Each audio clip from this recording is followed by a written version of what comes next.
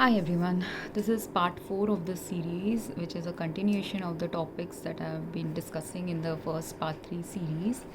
The first two parts were talking about the personality problems and challenges related to caretakers or healthcare providers' own personality choices that can result in some problems with patient caretaking related issues when the provider doesn't have the right mindset or the people involved in the healthcare delivery system don't have the right understanding or right caretaking principle and service oriented principle in their personality at those time points, or anyone who's caretaking a patient in their home life, either as a paid person or as a family, if they themselves do not have the right balance motivations while caretaking a person, a lot of challenges can end up happening in a patient's life, sometimes due to the personality trait itself, sometimes due to the personality trait plus the ancillary environmental conditions of a patient's life.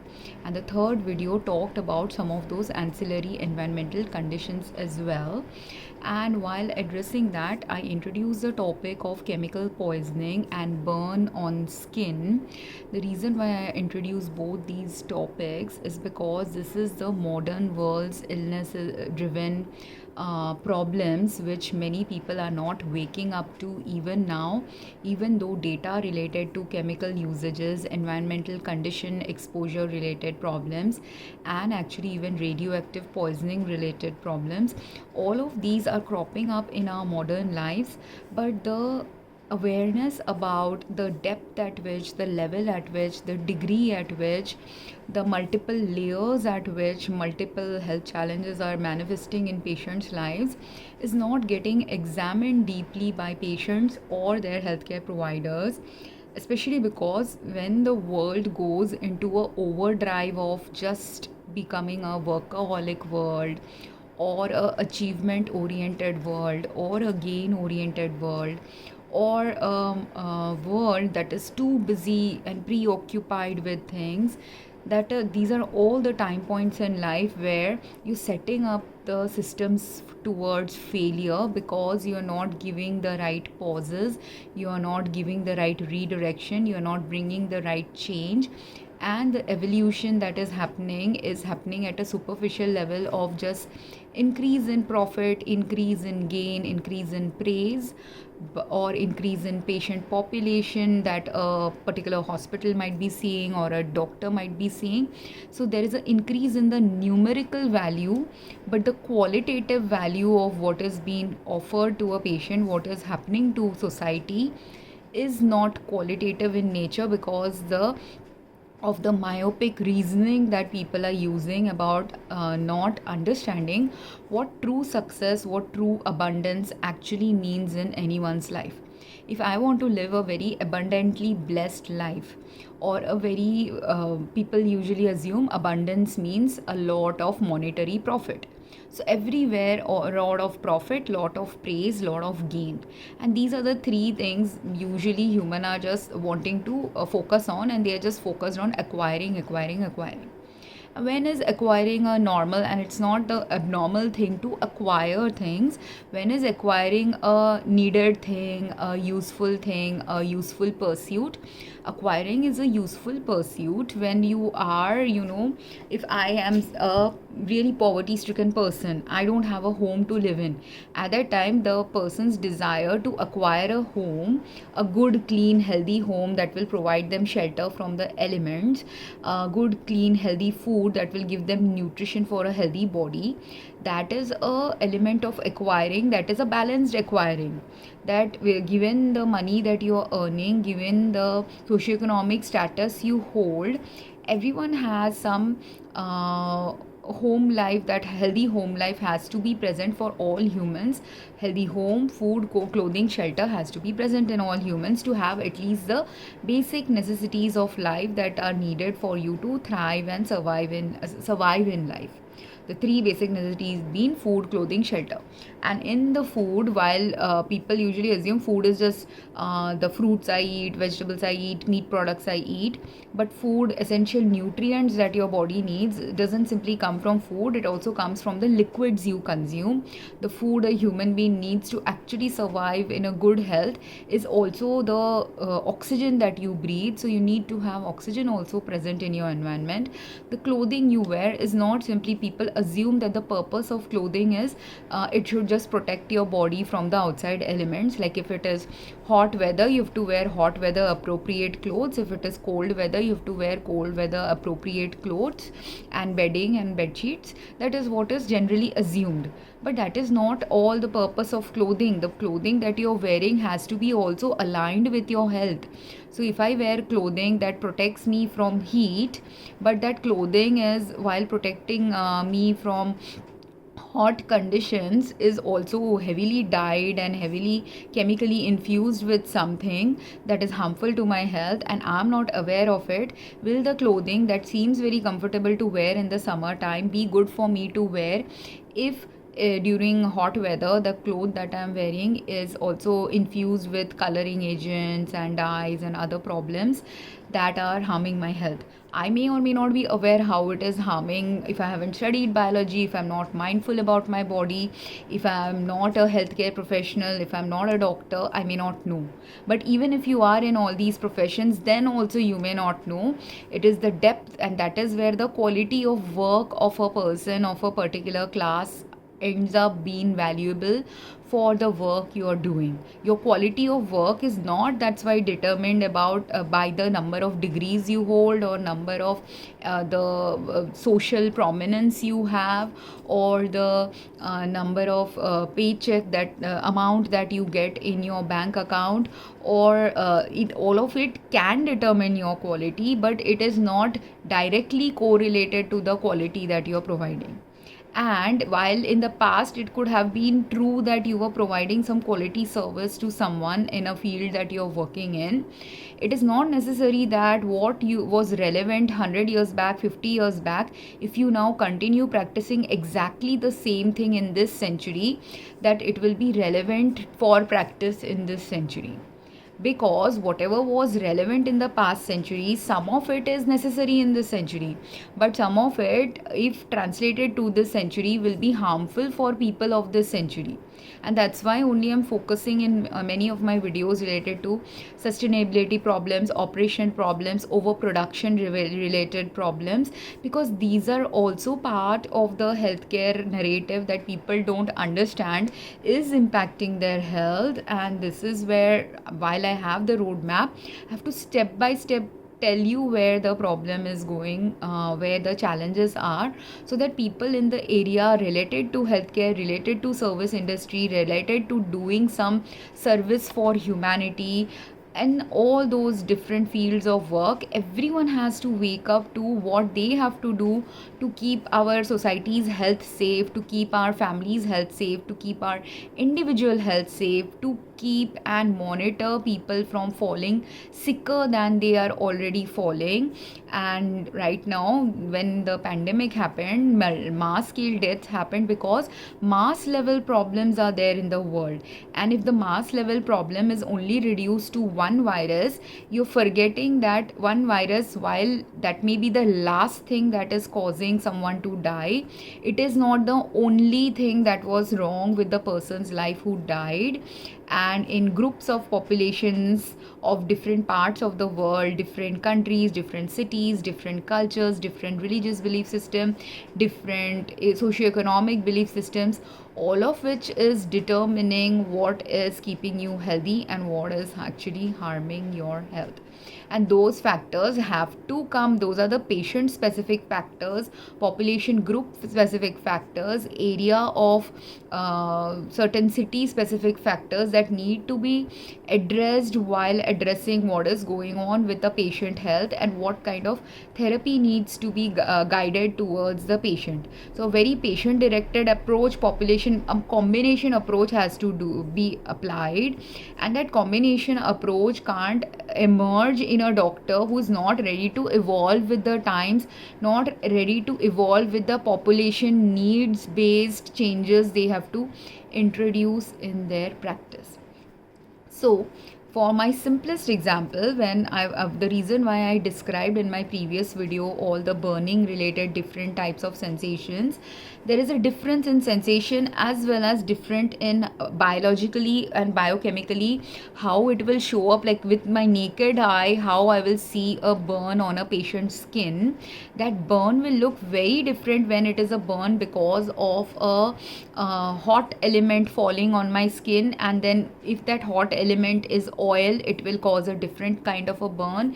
If the hot element is a fire, it will cause a different kind of a burn. If the hot element is when you go and try to get something from your oven and your toaster grill, and your fingers or your hand got burnt while you are taking out the hot cake or something that you might have put in your toaster or in your oven. At that time, the heat of the metal causes a different kind of burn. So do you see, just with burn there are 3-4 different kinds and types of burn you will get. How much longer you were exposed to something, what else was going on in the oil, can also determine the oil burns can start looking very different as well. Similarly, acid burn is very different from alkali burn. Cold burn is also very different. Like if you have ever experimented, which I have, with dry ice also can burn your hands. So the sensation you get when dry ice burns you is very different from the sensation you get when snow-like conditions are burning you, because cold weather conditions in mountainous regions, that also causes burns which are called frost bites. But all of these different kind of, basically it's a cell death. It's a cold burn, meaning it's a cold conditions leading to cell death. When burning happens, your cell is dying, and it's just that when cold weather conditions are there, the cell is dying in a little bit slightly different physiological biochemical pathway way, and the skin will look a slightly different way. Whereas when a chemical burn is happening, a slightly different kind of a death is happening. When a fire like burn is happening, a different kind of burn is happening and a death is happening. And at that time, you can't treat all these conditions the same way. So you have to ask patient-specific questions. If a patient presents to you and you look at their skin and your objective evidence says they have a burn, but if you have not asked the patient history, if you don't know whether the patient who has come with a hand burn has a burn because chemical fell on it, because fire burnt it, because some allergic material led to some allergic response, because burn and allergies at the minor level can also lead to similar kind of skin responses as well. So when I went to a doctor with actually a chemical burn, and I knew at that time that something suspicious was happening in my house, I didn't know who was doing it, but I knew something was tampered in the material I was using, because a year back when I had used that material, my hand hadn't burnt. But the day my hand got burnt, as soon as I touched the material, my fingers first started burning, and immediately I wanted to drop that thing because my fingers were burning. And while dropping that thing, it fell on my hand, and larger amount fell on my hand than the amount that had touched with my finger. And also our fingers and feet, because it touches a lot of things, a lot of our fingers have thicker cells than this part of my hand. So that same thing which is burning my fingers will burn a little differently on my finger, because my finger has I have rough calloused hands as well, because I do a lot of I have done a lot of work where my fingers have consistently, I've washed clothes with my hands, I have done chemical experiments with these hands. So my hands don't have a very soft skin. So those who are gentle, who have never done like very any kind of work where rough work was done by them, their hands might be softer and might have same level of response as this area of their skin, other parts of their skin.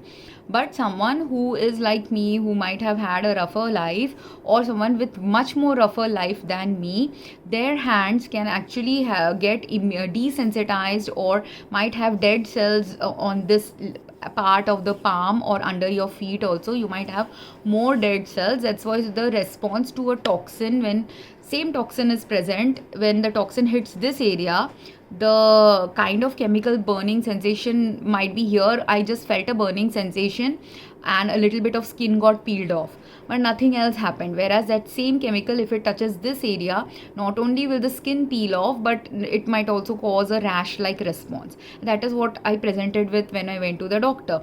I had a huge rash like response, and not just rash like response, the way in which my skin was looking is exactly, and I've mentioned in one of my videos, I'm also very I've had minor accidents as a child.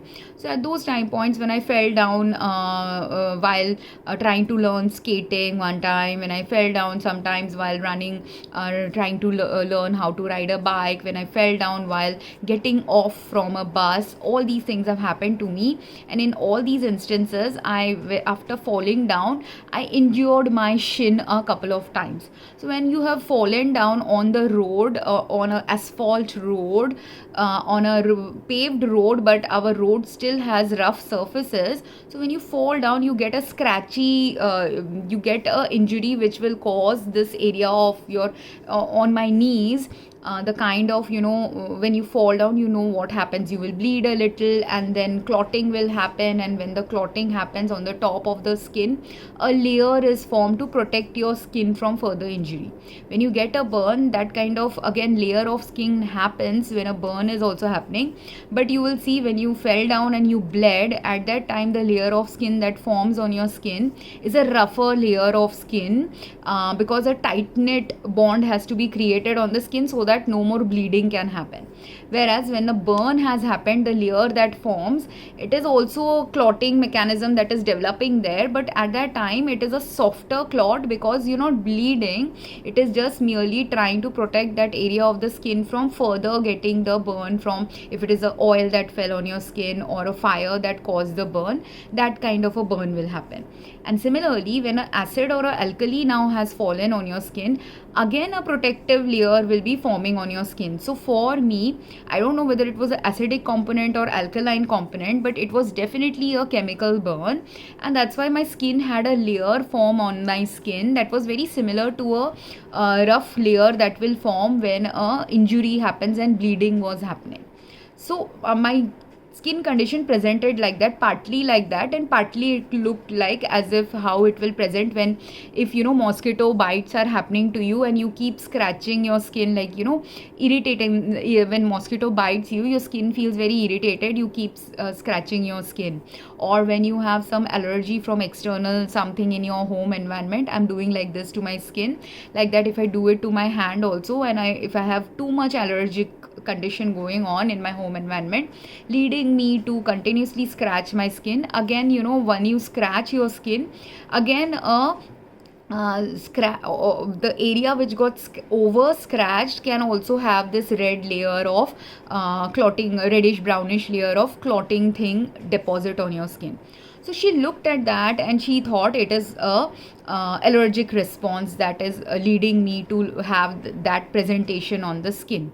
But the problem is, I knew I was not allergic to anything, and there the doctor has to believe the patient. If you don't believe 90% of the patient, I'm not an antisocial personality, so I'm not going to make up stuff. I'm not mentally ill. That's why also I'm not making up stuff. And these things you have to consider about the patient, even if it seems like a out of the blue thing that the patient is saying. Because what if someone does have like something, like as I already told you, someone could be doing some illegal activities behind your back. There is a bank account created in your name, and that bank account that you may know about the bank account created in your name, you may not know about a bank account created in your name, but some illegal activity is going on.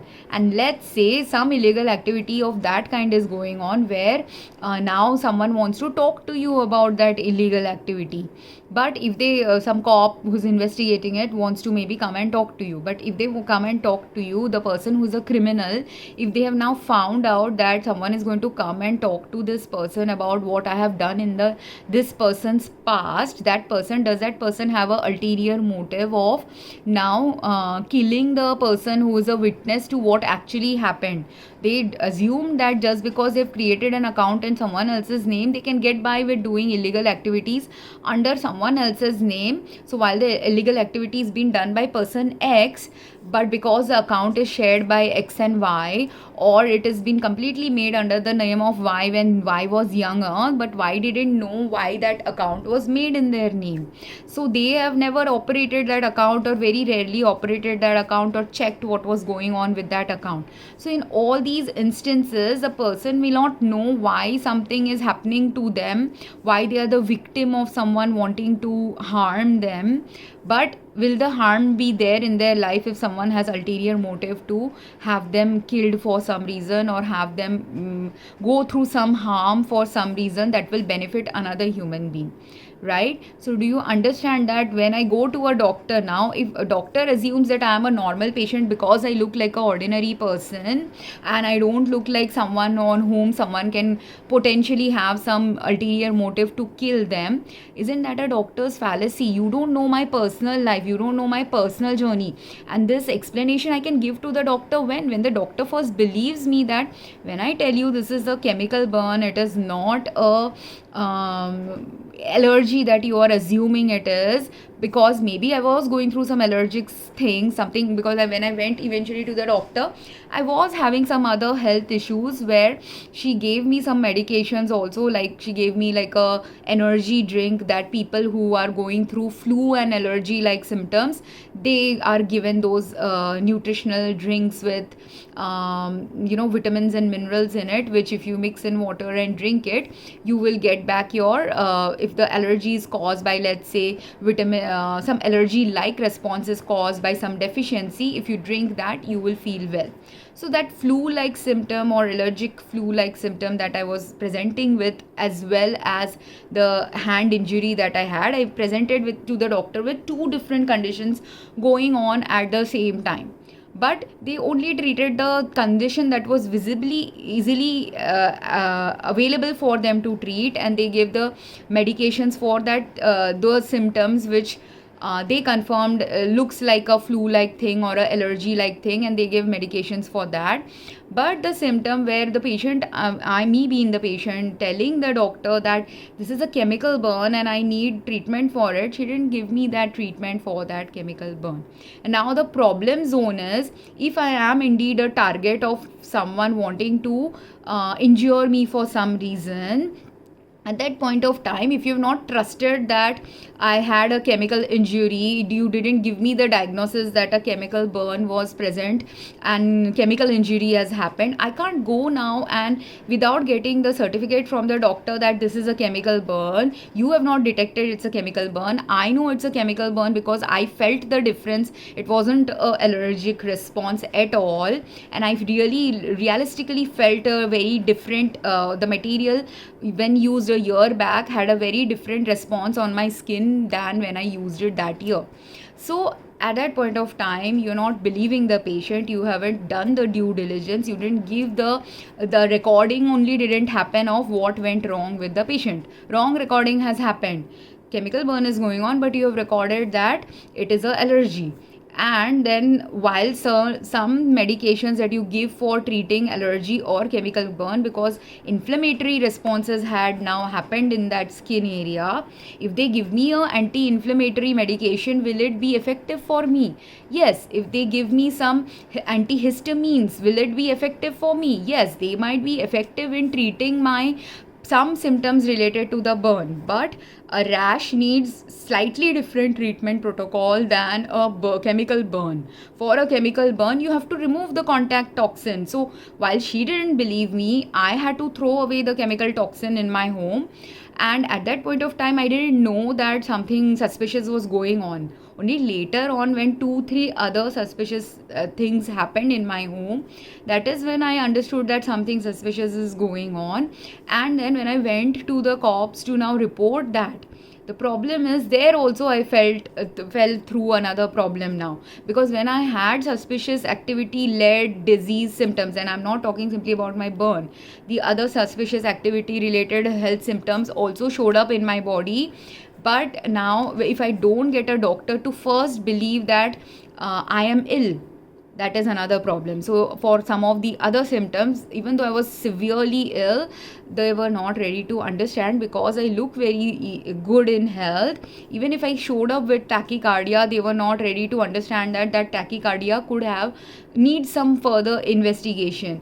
Even if I showed up with breathing distress, they are assuming because COVID is going on with everyone, for me also, and that they are so focused on COVID patients that because my symptoms are not presenting like COVID, they are assuming that I'm also a COVID potential COVID patient. But as soon as they have eliminated the COVID threat, that is all they are looking at. They are not looking at the fact that there are so many other people. Asthmatic patients can show up with breathing distress. Cancer patients can show up with breathing distress. TB patients can show up with breathing distress. Patients with combination of things going on in their life can show up with breathing distress. Someone who is going through abuse, they can show up with breathing distress related to long-term stress responses that have been created in their body. Someone who is got literally someone actually poisoning something that they are inhaling or eating or consuming, at that time also you will show up breathing distress because chemical poisoning is happening. And for that chemical poisoning's investigation, now if I go to the cops are telling me you need a doctor to give the report that some poisoning happened with you, or then only we can do anything. But if the doctor is only not believing the patient, can I get a report from the doctor if the doctor doesn't believe the patient, or doesn't even do the thorough follow up, doesn't even ask the patient the remaining questions? And it does sound very weird if I go and tell a doctor that someone my life is in threat. They will 90% of the doctors in majority of the places will think this person is crazy. But you don't know what has happened in my life in the last 5 years, 10 years, 4 years, that have led me to suspect that something is wrong in my life, that really something is going wrong, where really some health threat is happening to me, which needs larger investigation, more investigation. You actually need to draw blood samples, you actually need to do some HPLC analysis or other out of the norm analysis to agree with the fact that something wrong is going on with my life. And in here, if both the medical system is just thinking that the police has to say something and the police is thinking that the medical system has to say something, in all their false perception of what is actually going on with someone, that person is going to likely end up dying rather than living through the nightmare that now you have created for the person, simply because you do not have any context and you do not have the time to understand that not every person who comes to complain is coming to complain for a frivolous reason, or they are mentally ill and that's why they are making up stuff, or that they are that personality type that makes up stuff has a very different personality type pattern than a personality type that doesn't make up stuff. So this discernment about which personality type makes up stuff, which personality type doesn't make up stuff, again the psychology of a patient has to be understood a little bit deeply by someone who wants to become a top quality person working in healthcare, working in criminal related work as well. Because otherwise what is happening is there are people who are dying now during COVID. Some patient might have died with breathing distress, but they didn't die of breathing distress because of coronavirus, but they died of breathing distress that mimicked coronavirus, that a high-end top IQ criminal can introduce something in that patient's home environment which was not coronavirus. It was possibly a fungus that was causing the breathing distress. But because and with fungal detections also, it takes a longer time to detect fungus in the environment, and fungus is not very easily detectable like a bacteria or a virus. So because a fungus is not that easily detectable, or if you don't know how to look for it, you will not find it. At those time points, again, you are assuming they died of coronavirus when they were actually poisoned by someone with malicious intent. And then and no investigation was done because the level of doctors practicing in that area, people, that person who's a sharp-minded criminal, he knows that this area's doctors do not know how to diagnose properly. So obviously they will bring their victim to that. If a victim is unaware that something ulterior is going on in their life, they've been brought by their person they trusted, like a spouse or a partner or a sibling or a parent or a friend that they trust. That person person brought them to a area where they know that here no good practice is going to be done on them. The people who are practicing in this area, they have already tested the person who is criminally minded and high IQ, and also possibly has a lot of monetary resources to or a monetary claim that they want to make against someone else's monetary resources, or they've done some suspicious activity under someone else's name, and that truth is going to come out. They're all highly dangerous criminals. They're all they've already been involved in high level of planning of some dangerous activities behind someone's back.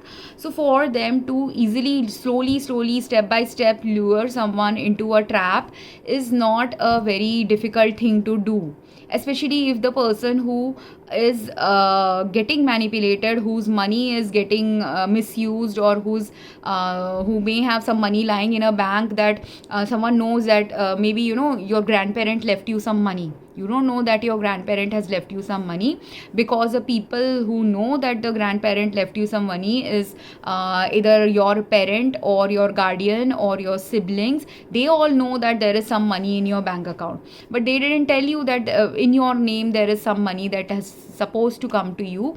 Maybe when you turn 30, maybe when you turn 40, at that time that money is supposed to come to you, but you don't know because no one intimated you. And the person who was given the legal rights to operate that account, they might have misused some of your money. That could be also a reason someone could be wanting to kill you. So there is always some higher ulterior motive that could be going on in a seemingly ordinary person. Because if my grandparent was rich, is it necessary that I will be rich?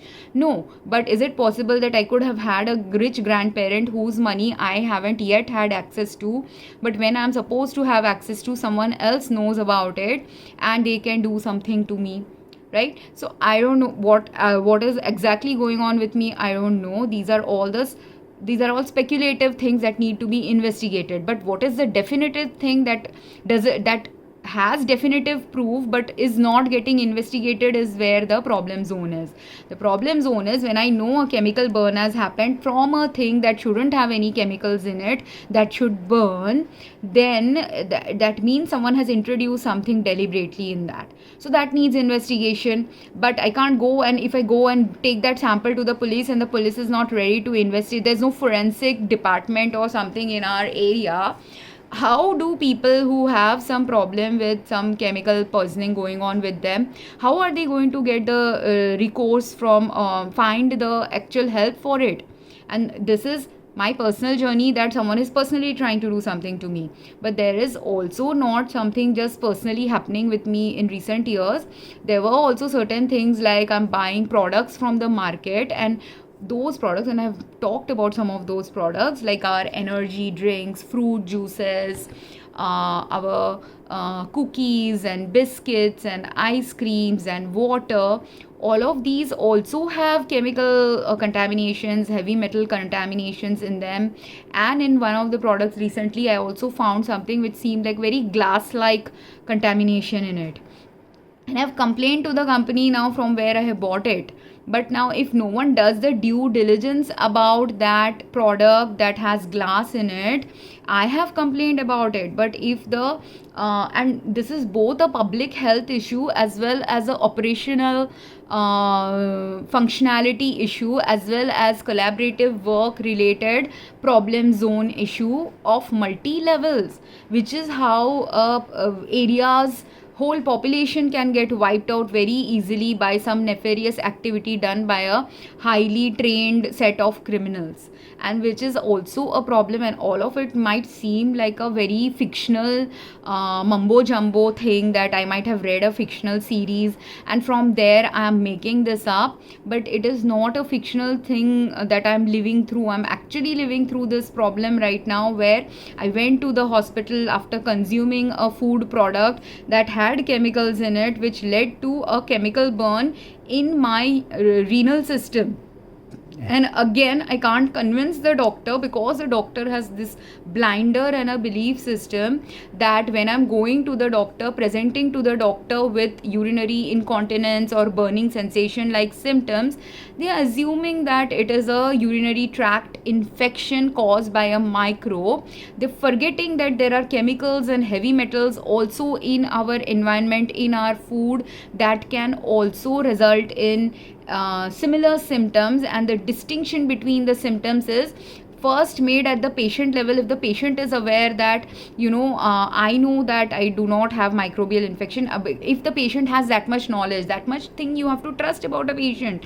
Like if I have had urinary tract infection in the past from microbial sources, and I know how different it feels, the burning sensation that I felt from urinary tract infection from microbial infections was a very different kind of a burning sensation than the burning. And I literally, not just, I didn't just have a burning sensation, I had the chemical that I had consumed had completely broken down my skin in such a way that I had a flow of blood coming out from my renal system. And it was definitely my urinary tract or ureters or the renal, anything associated with the renal system cells were broken down by that chemical that I had consumed, and that was getting eliminated by my renal system. That was the area where the breaking down and tearing apart was happening, and it was a very different area from the tearing apart that happens in a woman's body when a woman bleeds, when they have bleeding. When you bleed, it is your uterus related system, your reproductive system is bleeding, and women's reproductive system and urinary tracts functionality, it comes from two different places. So you can understand the difference between your blood coming from a different source easily in a woman's body, especially if I am aware from where it is coming and I know that I do not have any period.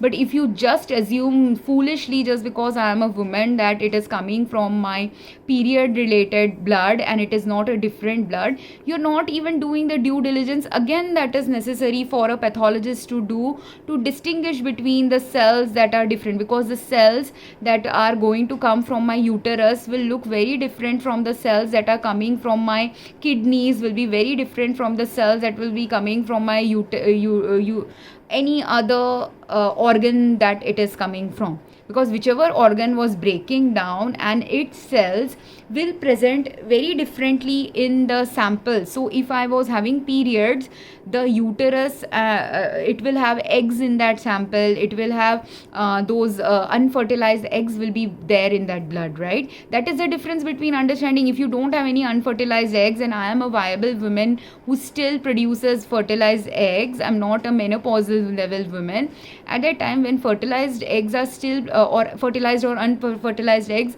both are still being released by my body, at that time if it is not a reproductive bleeding that is happening, definitely means that you are not even seeing any eggs in that sample, then can you assume that it is a reproductive system's blood that is coming? So all these distinctions do you need to do. That is how you develop quality service for a patient. Why is it important? If the product that I have consumed is a readily available product available from a very popular brand in the market, a brand that millions of people of this locality are also consuming, thousands of other women are also consuming, at that time, now are you only mistreating me? I am just a more knowledgeable person about the misdiagnosis that is happening, because I am more self-aware and I am more healthcare systems, different steps of where the healthcare delivery was mistaken or not done at the level at which they can do it, or not optimally done, or not people are not thinking only about doing that level of healthcare practice. So the challenges related to why the right diagnosis is not happening, I understand better, simply because I've worked in this field, also because I've worked on my body to be mindfully aware of when a health problem is occurring, which part of the body could likely be responsible for that problem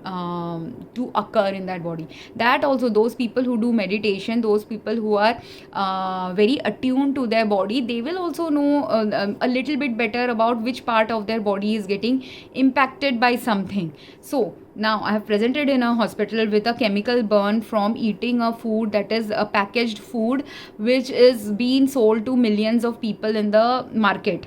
Now after I have presented with that symptom of chemical burn, and I'm not the only person who's presented with it, there is going to be other women also who, if they have consumed that in the same level as me, if they have had some similar things as me going on, one person could have presented with even more bleeding if they had eaten that product in a larger number than me. Another person could have presented with even lesser bleeding or no bleeding, but simply a very sharp chemical burning sensation where literally I felt literally like my cells were getting torn apart. That is how the burn was feeling like. And I mentioned that, but you are thinking I am a over dramatic woman or something, but I am not a over dramatic woman. I can be dramatic, but only when it is necessary and important to explain something that is critical to be explained. Otherwise, I am most of the time I was going through multiple challenges in the last 5 years, but each of them I am able to explain step by step, one by one, know where which thing was happening. Because anyone who has gone through these 10 things, they can be 100 times more melodramatic than this if they were really a dramatic personality, but I am not. That's why I'm able to explain all these things very easily also, and giving you a roadmap of what was happening and where and why am I giving this roadmap of what was happening? Because this roadmap is necessary for someone who is treating a patient too, and who is involved in not just healthcare delivery, but justice system is involved in certain things happening which is related to, because here justice and legal system, both for a personal level poisoning or a community level poisoning, has to get involved. Even government has to get involved for a mass scale poisoning happening at a mass scale level. So that's why it is making a public video. Otherwise, why will I talk about my personal health issue if it has not got any public importance and relevance? That also people don't understand. Why people will not understand? Because those who are attention seeking people, those who are wanting to create drama in their life out of making mountains out of molehills, they will not understand the personality type of those people who do not create mountains, who when a mountain is present, then only they say there is a mountain in front of me. There are people who do not say create. There are also people, when you are abused, in fact when you have a mountain of problems, you cannot even, when you are a abused person, you can't describe the mountain of problems. You start with the tip of the iceberg of problems, and then you give the whole roadmap of the whole mountain that is present and the real problem that is present. That's why I have to keep making 1 hour 2 hour video of a mountain of problem that is existing on earth. Some at an individual level of those people like me who have no clue that there might be money in their account and someone is doing something to them. They don't understand something is happening to them. All they know is they are falling sick. But after knowing that you're falling sick, when you went to the doctor, if the doctor didn't attribute your sickness to the right causes, even if you were getting poisoned by your spouse or your cousin or your father, that data is not emerging, and you may die also one day out of that poisoning, but the right analysis was not done. And there is another element which I will introduce possibly in the next video, which is the opposite, that there is another problem related to lot of large scale chemical use on earth currently, where those people who didn't really poison someone are now accused of poisoning someone, and forensics has found some evidence which seems to indicate that they have poisoned someone, but that forensic evidence also might be false, and that thing I will discuss in the next video. So now coming to my thing, or the locality specific thing, that thing that is causing a chemical burn in a woman's urinary system, renal system. Some cells of the urinary and renal system are getting ruptured.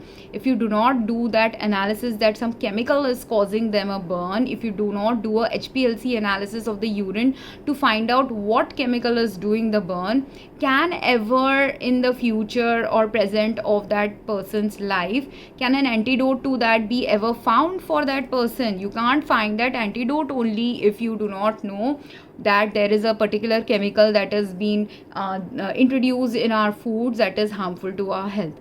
So can you move towards the right treatment protocol only if you don't even know what is wrong with that patient?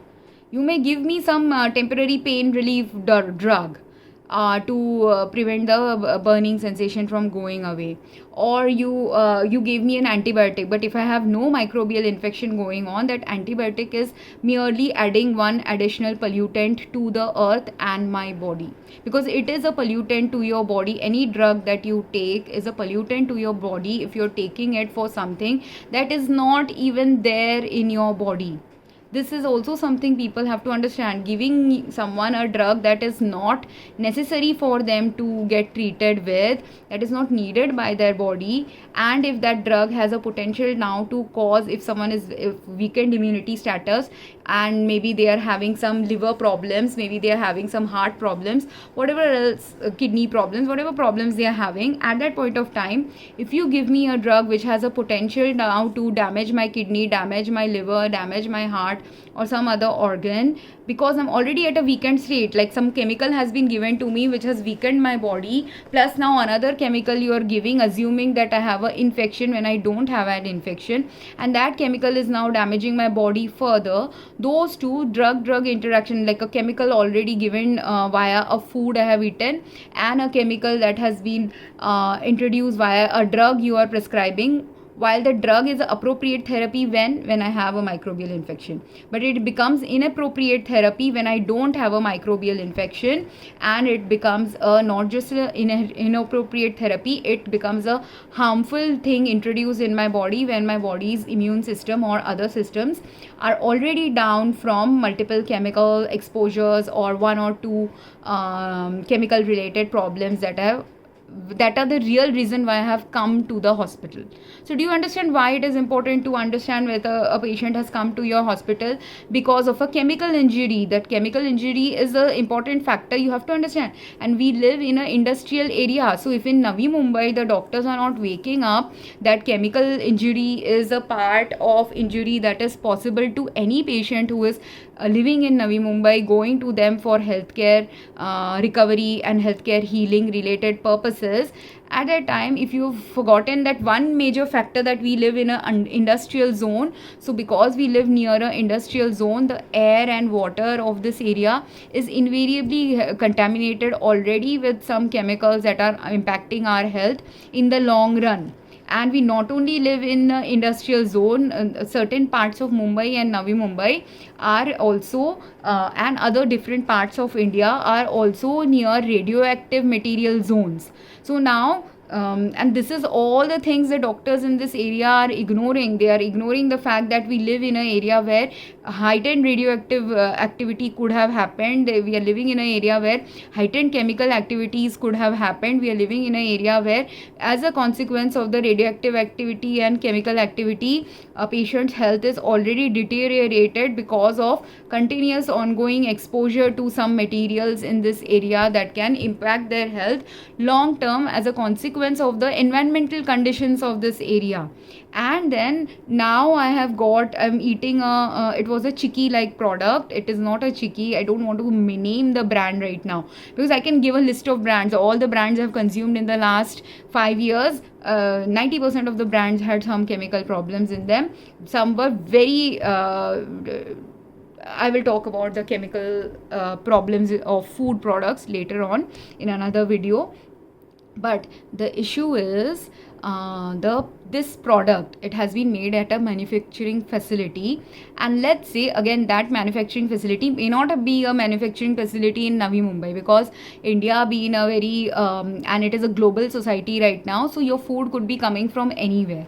So it is possible that the manufacturing plant is somewhere in Maharashtra, but in another industrial zone of Maharashtra, another industrial city of Maharashtra, and in that industrial city, again, like Navi Mumbai has some specific industrial things going on in the industrial zone of Navi Mumbai.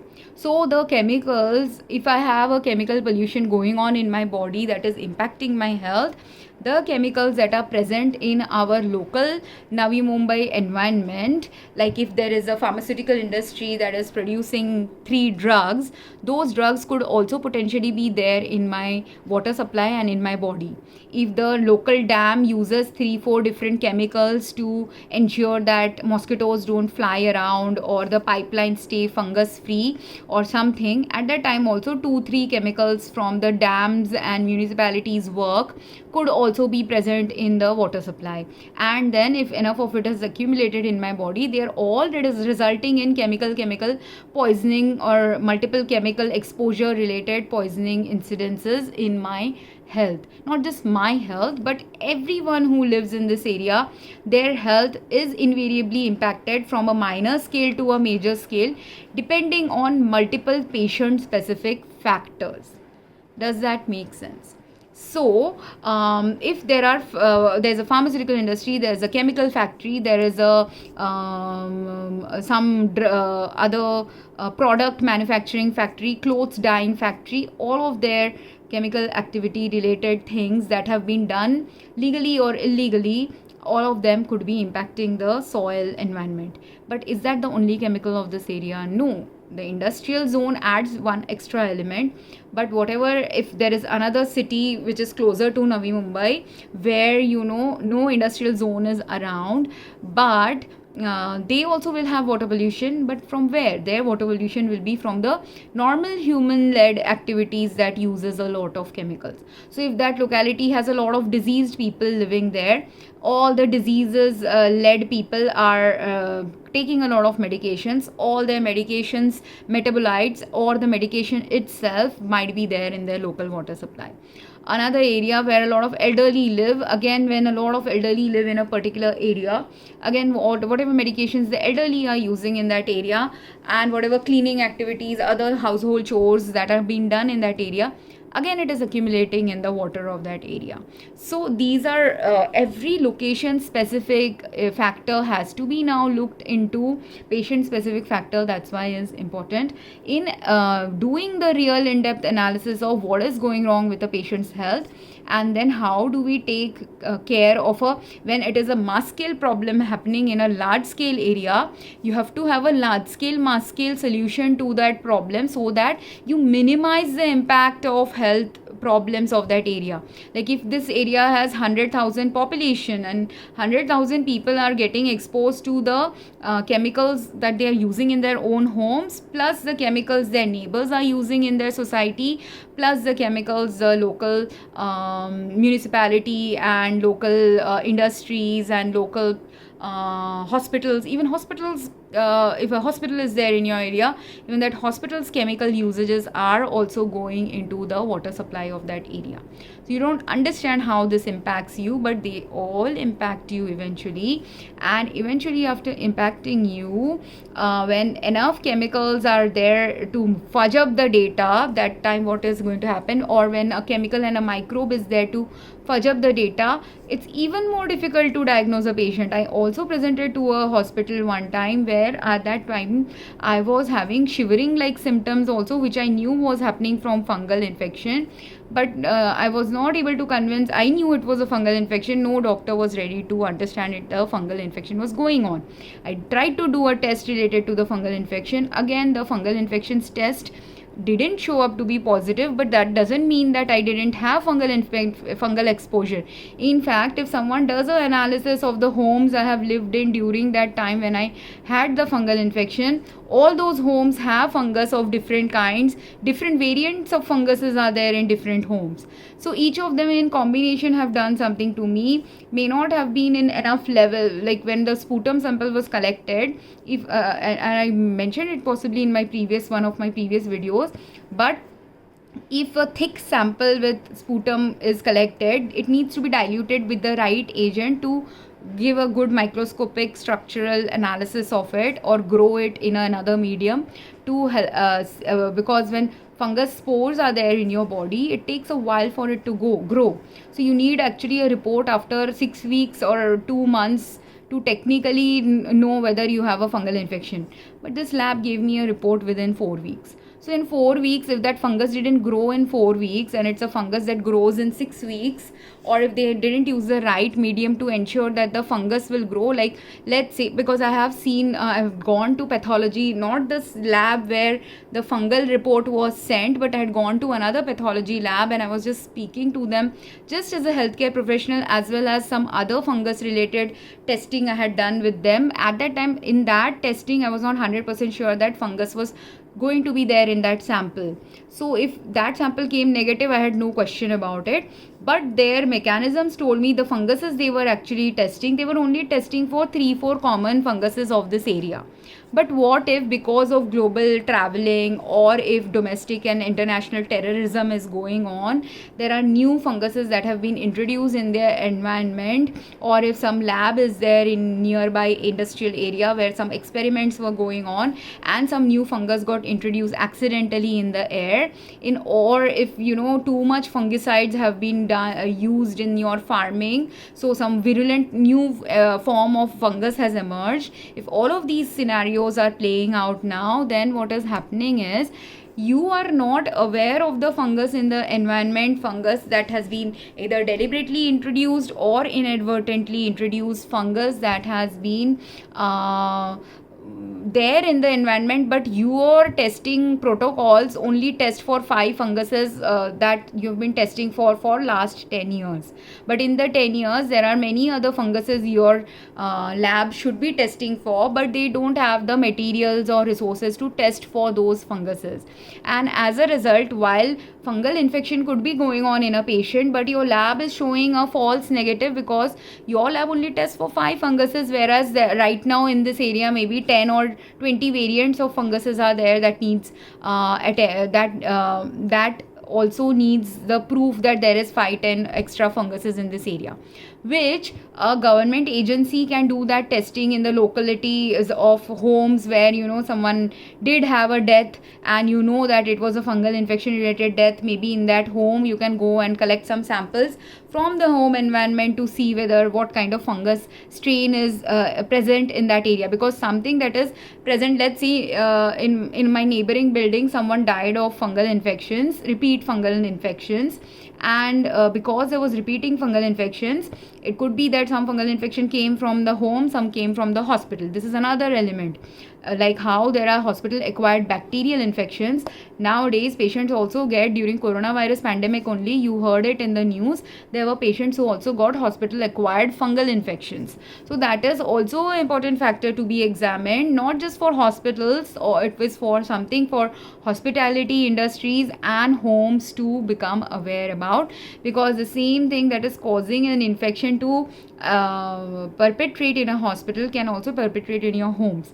Fungal infection related issues I'll talk again in a next video, but like the details of it, because this is like a can of worms, I can keep opening and talking more and more and more. Everything is related, everything is interconnected, and I can tell you where the solution lies. But I'm giving this background history for those who are unawakened to the fact that this problem exists. First, you have to acknowledge a problem exists. If no one acknowledges the problem exists, I know a problem exists, but no one else knows about it, I will be... people might think this person is stupid or crazy or making up stuff, when the reality is no, none of it is true. It is the reality that there is actually fungal infection happening. It's just that your methods of testing it is not up to date according to what needs to be tested. If you are testing for variant 1 to 5 of fungus, but it is a variant 9, 10, 11, 12, 13 that is actually prevalent in this area, how much ever you test for 1 to 5 funguses, will you ever get a positive result if your medium used, if the testing things that you're doing doesn't test for the other 5 variants? And if you didn't if the test said that you have no fungal infection, will the fungus stop growing in my body because the test said it is negative? Do you understand the madness of this fallacy and the problem with this, that if your testing mechanism says I do not have that disease, but I actually do have that disease, and you do not have the right testing mechanism, the change has to happen in ensuring that a right testing mechanism eventually emerges in that area.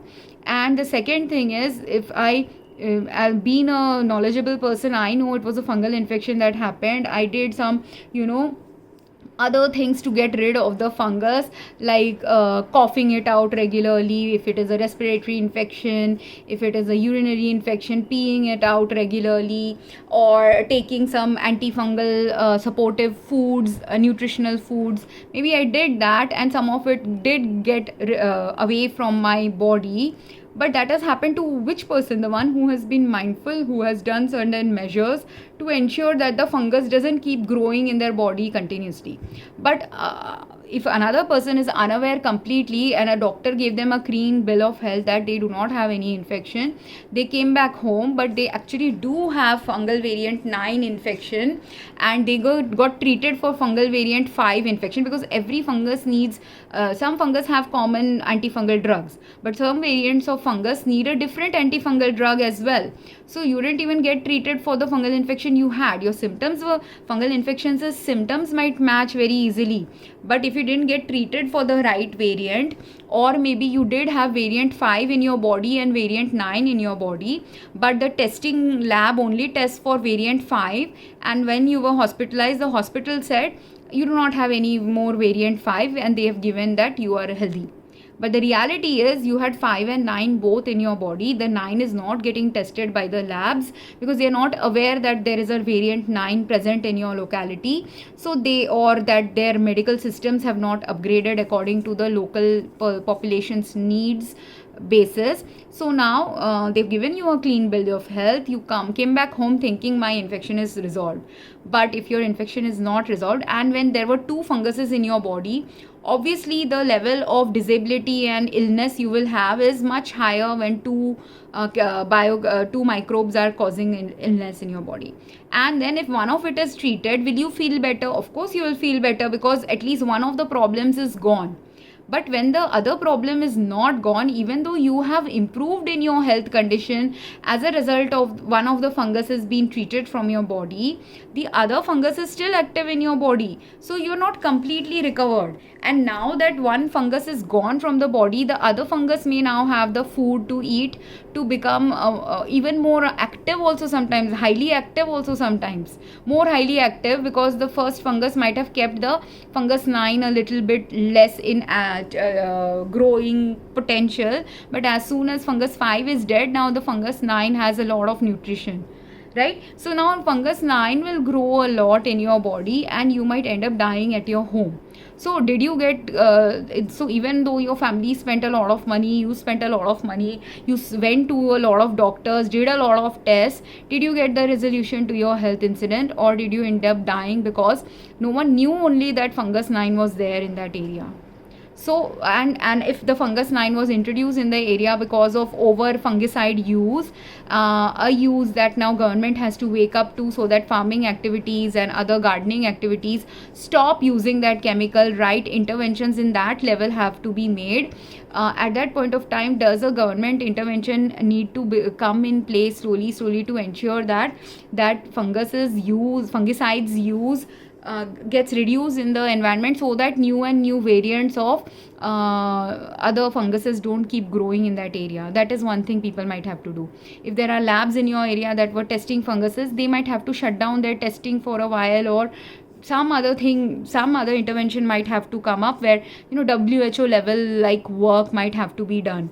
There are also funguses that someone, because they are hitting your country, could have introduced in your country, knowing that your country has very stupid doctors, or this pocket of, they might have studied and tested, if I go to this place and go to this doctor of this city and try out 2-3 different doctors. If like me, I have also tested a couple of doctors in this area, and every time I have failed at getting the right intervention, or I only got partial intervention.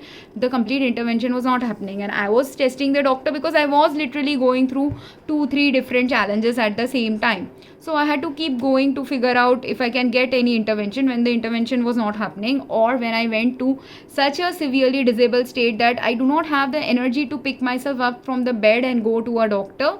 In all those moments when I don't have the energy to go to a doctor, when I'm really sick, all I could do was do the bare minimum interventions that is possible for me to do while sitting at home.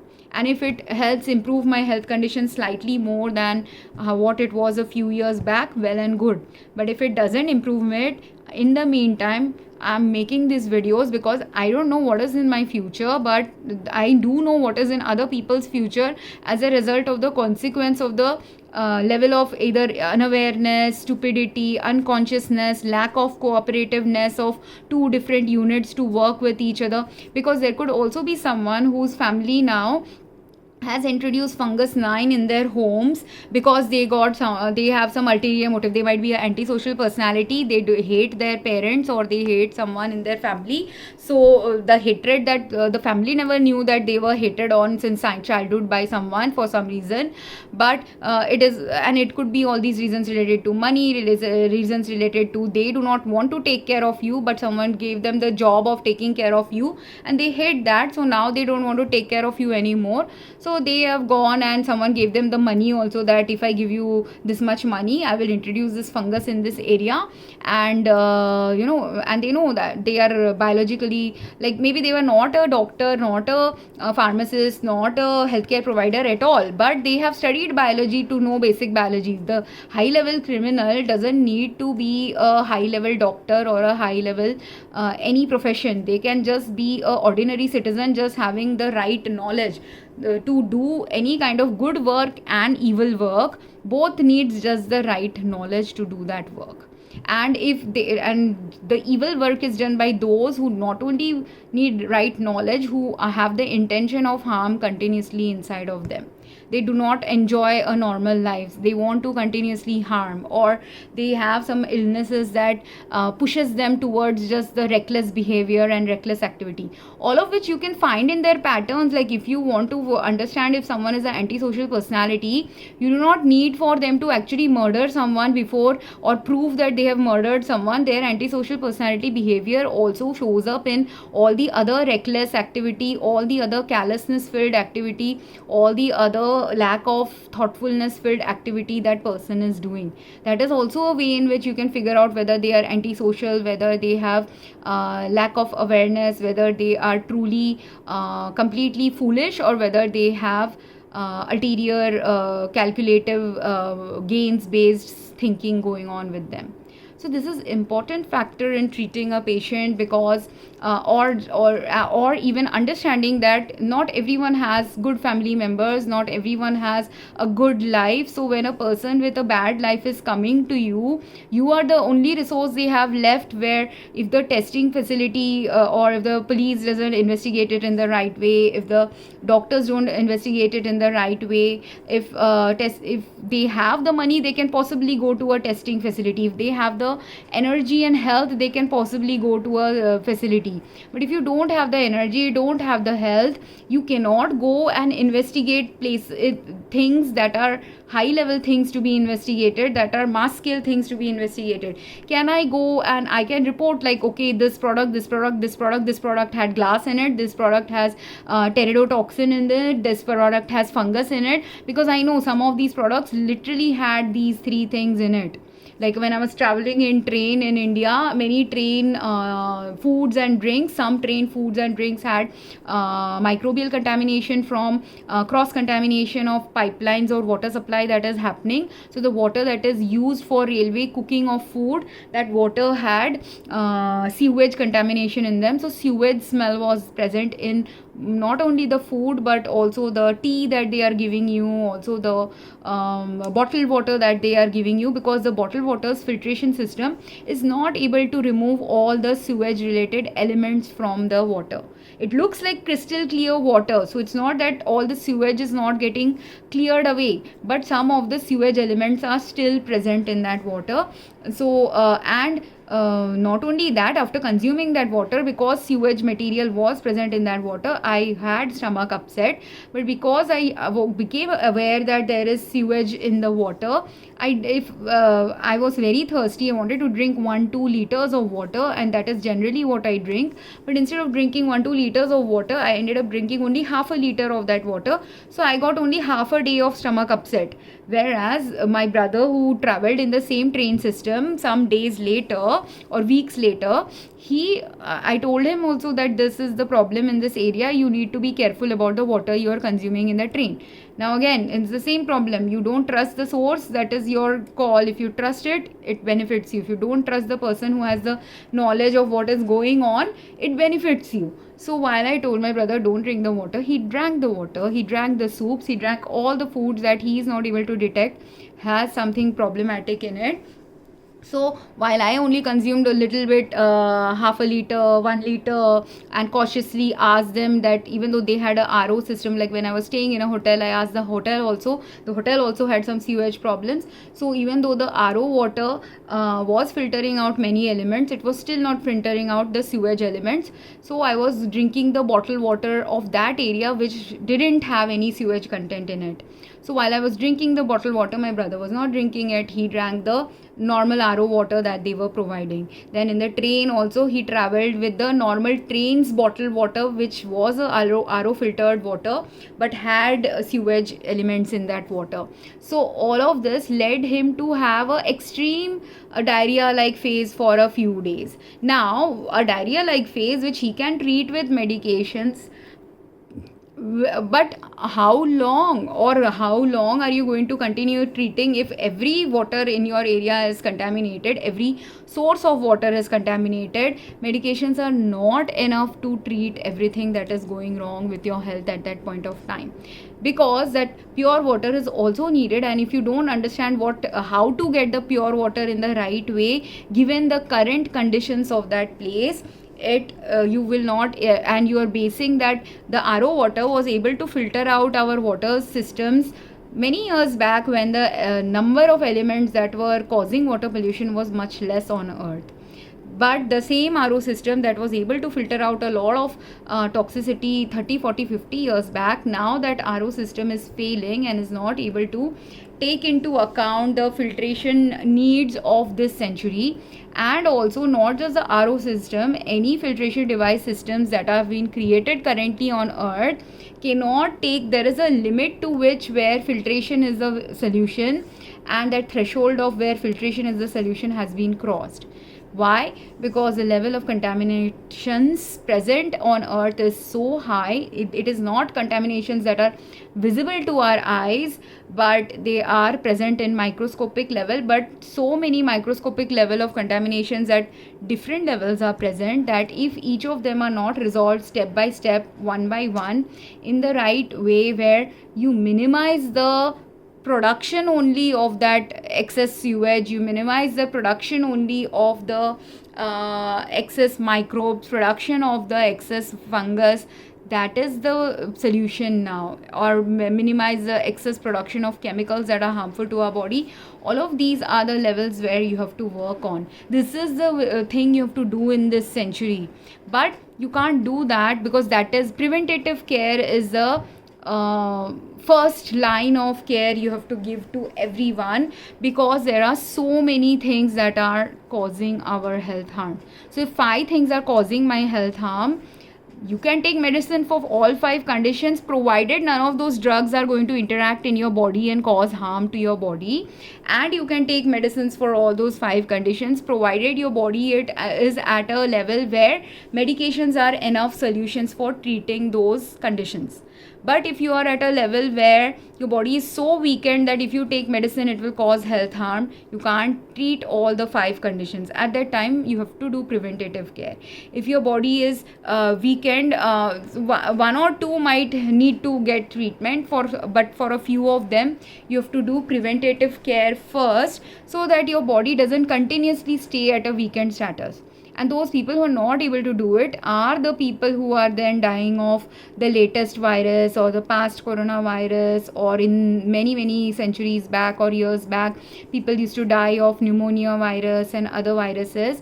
All these deaths that were, or cardiac arrest is happening, or liver failure is happening, all these things are happening because their body now was so functionally disabled via different sources of things causing harm to their body. Their body's natural recovery system was finally not able to recover from the different things that were going wrong in their life.